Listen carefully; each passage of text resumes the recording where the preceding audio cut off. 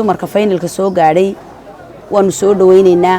waanu ku faraxsanahay in badanna waxaanu ka fikiraynay sidii maanta halka ay joogaan sidii aan u keeni lahayn nasiib wanaag halkii aanu la doonaynina way yimaadeen waxaanu ilaahay ka rajaynaynaa in inta iyo in ka badanba ay sii wadaan oo ay finalka ka sii fiican ay maxay tahay ay yimaadaan inaan wax la qabano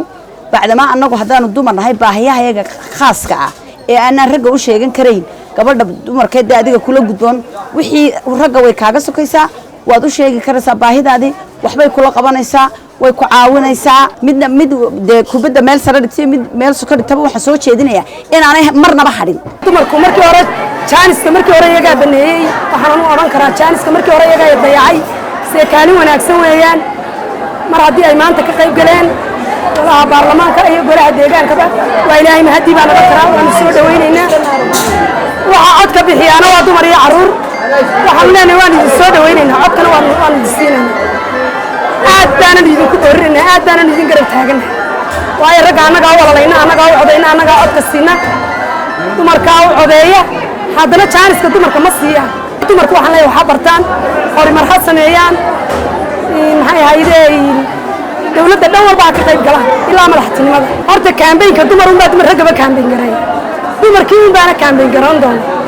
waana soo baxayaan ma anagu qaban 24 ka dumar midinaanu ka dhacay ma anagu qabarajadayna haweenka inay yihiin guuleystayaasha bulshada haday iyagu guuleystaan inay yihiin bulshadu qaar guuleysta haday guul dareystaana inay yihiin bulshadu qaar guul dareysatay iyadoo tirada la yareeyay tirada kuraasida ee haweenka laga siiyay oo ah 24 marka la isu geeyo dhamaantood waxa ban jeclaan lahaa inta in la bilaabo oo lagu kordhiyo inta maadaama yihiin bulshada barkood bay yihiin haweenku inay guriga joogaan waa wax aad u fiican laakiin marka loo shaqeynayo bulshada loo shaqeynayo ee dadka jilicsan loo shaqeynayo ee ragga loo shaqeynayo ma aha maamooyinka amba haweenku qaar indhaha inay ka daawadaan safar ma baxayaan bulshadoodiiba shaqeynayaan wadanka dhexdiisa ka shaqeynayaan meeshii tagayaan waa xafiis waa laga warhayn karaa waxa sii qaadi kara seegeega waxa soo qaadi kara walaalkeed ka fikir ahaan waxaan leeyahay waa dad bulshada u shaqeyn kara gaarsiin karana meel ayna ragga qaar gaarsiin karin marka ka fikir ahaan waxaan oran lahaa way ku fiican in kuraasi badan la siiyo diintu meel ay kaga qoran tahay ma jirto haweenku yana shaqeyn laakiin haweenku hays asturaan oo gurigooda ha joogaan yaan la soo qaldin labada dumarka lagu hoos loogu dhigin awoodooda yaan labada dumarka lagu weeqin awoodda ay leeyihiin dadka wax ugu qaban lahaayeen aan ragga qaar u qaban karin waxaan leeyahay dumarka guuleystaan xaq u leeyahay dastuurka Soomaaliland ma xaq u siinay waana dad muwaadiniinada aad baan taageersan anigu fikradaha waa inay ka qayb qaataan xaq u leeyahay walaal waan taageersan anigu oo soo baxaan soo bixitaanka dadka timbiga waan soo bixi karaa waan hari karaan laakiin soo sharaxaan waa caadi waa sharci oo guli weyn waan taageersan anigu dadka waxaan leeyahay hada jeer wixina waxa lagu codayaa qabiil baa hada jeer lagu codayaa dadkeenu wali dhaqan ahaan mihir galin in dumarka ay taageeraan marka waxaan leeyahay la taageero la dhiirigeliyay saasaan u taageersan dadaala oo sharaxa oo ka qayb galan fikirkiina iyo aqligiina dalka galiya iyo waxbarashadiina saasaan leeyahay wallahi anigu hataa dumar ahaan waan ku faraxsanahay hadii la dhihi lahaa keebad codeyn lahayd rag iyo dumarka noqon lahaa waayo inagii baa haweena waxaan doonaynaa inaan soo baxno haddaynan istaageerin ma helino wax shacabada ama maxaa ku raahday xil ah anu waxaan oran lahaa dumarka ku jira dumarka Soomaaliyeed meel kasta joogan gaar ahaan kuwa Hargeysa jooga waxaan ku baraarujinayaa ama aan leeyahay ka qayb qaata oo inta hablaha sharaxan ama hablaha ku soo baxay codeeya qof kasta asxaab u leeyahay gaar ahaan dumar waan haystaan saaxiibadaya waxaan ku baraarujinayaa hablaha la garab istaagaya inay markaasi ay u codeeyaan ay soo baxno dumar ahaan inta waan ku faraxsanahay waan ku taageerayaa inay soo baxaan waxaan ku tala jirnaa hadan dumarka nahay tan xataa madaxweyne gaadhno anaga runtii horta anigu khadar ahaan dumarka aad iyo aad baan u taageerayaa waa sababtoo ah maadaama maxay saddexda gole doorasho aynu ku leenahay dalka Soomaaliland wax weeyaan kuma lihin dumarkeenu aad bay u yar yihiin dumarkuna waa laf dhabarta laga mana maarmana marka waan soo dhaweynayaa anigu dumarka waxaan leeyahay waan u ololeynaynaa waan u taageeraynaa hadii la haydo horta runtii anu waxba dumarka kuma tari karo laakiin maanta wax weeyaan codku waxa weey hal rasaas ayuu la mid yahay maadaama hal dhibic lagu kala badinayo aanu run ahaantii inta maxay ahayd u jeeda ragga inay taageeraan waxaan tusaaleynaa inay dumarka taageeraan waayo dumar baan isku nahay waxa weey in iskarab joogsano in maxay ahayd in badan baa ragga walaalaynay maanta inaan dumarka eegna waa muhiim weeyaan bulshada sida IDP-yada oo kale inay mar walba dhex taagnaadaan oo laga waayo imika aan xaafadda istadooskan deganahay 24 hours raggu kama dhex baxaan haddaanu ninka musharaxi joogina waxa jooga nin wakiilkiisa ah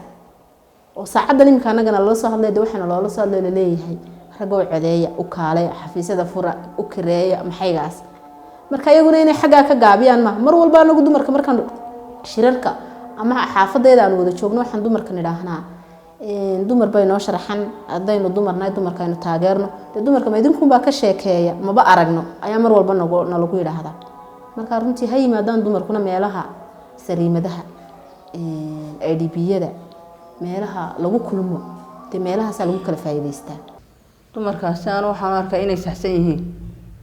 inay doorashada dumarku ka dhex muuqdaan anaga aan ku dhex jirin baa raalli ka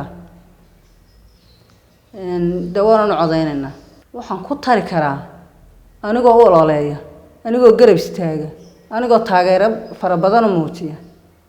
in ay dumarku u codeeyaan go'aan baan ka gaadhin waxaan kula talinayaa iyaga laftidooda inayna gaabin oo dumarkooda garab iyo gaashaanba u ahaadaan oo dhex taagnaadaan 24 saacadood oo dumarka oo ragaba ka soo horeeyaan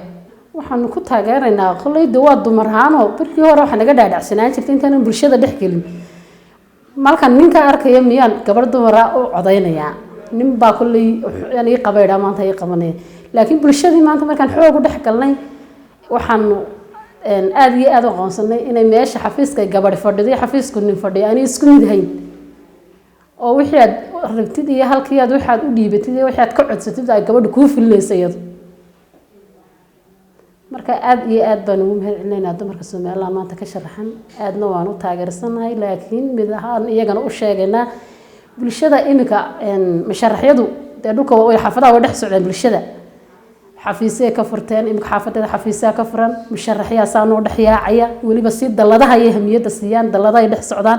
dalad heblaaya yaa ka mas'uul ah oranayaan daladu maanta waa dalado kor u kacay waxay ku jiraan dawanaag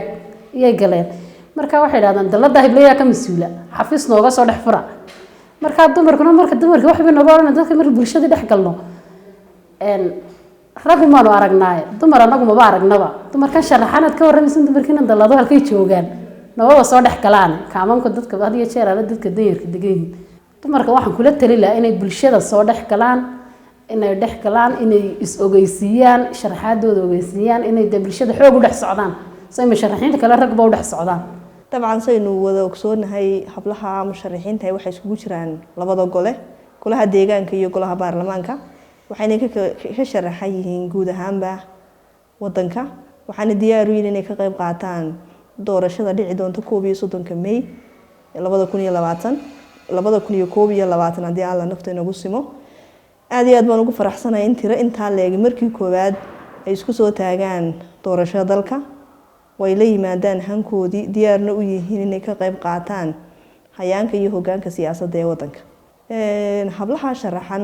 dabcan kaliday ma ay guud ahaan haweenka Soomaaliland waxay uga baahan yihiin in lagaga taro oo lagu beeriyo in loo heliyo maalinta 31 May oo la siiyo codka si ay uga guuleystaan tartamayaasha kale ee la midka ah ee kala tartamaya goobahooda degmo doorasho ay ka sharaxan yihiin